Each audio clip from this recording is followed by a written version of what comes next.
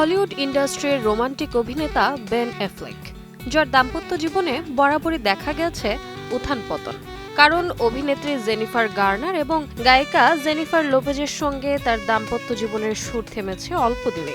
সেই হিসেবে এইটুক নিশ্চিত যে স্ত্রী হিসেবে নায়িকা কিংবা গায়িকারাই রয়েছেন তার পছন্দের শীর্ষে।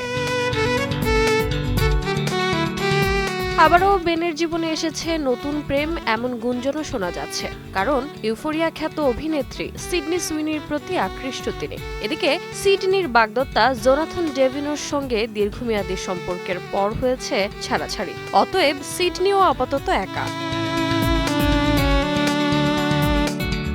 এক সাক্ষাৎকারে বেনের এক ঘনিষ্ঠ সূত্র জানিয়েছে তিনি সিডনির সৌন্দর্যে মুগ্ধ, এমনকি শীঘ্রই তার সঙ্গে দেখা করার ইচ্ছাও প্রকাশ করেছেন। সেই সূত্র থেকে আরও জানা গেছে পৃথিবীর প্রায় প্রতিটি পুরুষের মতো বেনও মনে করেন তিনি দারুণ আকর্ষণীয় এবং তিনি সিডনিকে কাছে পাবার সুযোগ পেতে চান।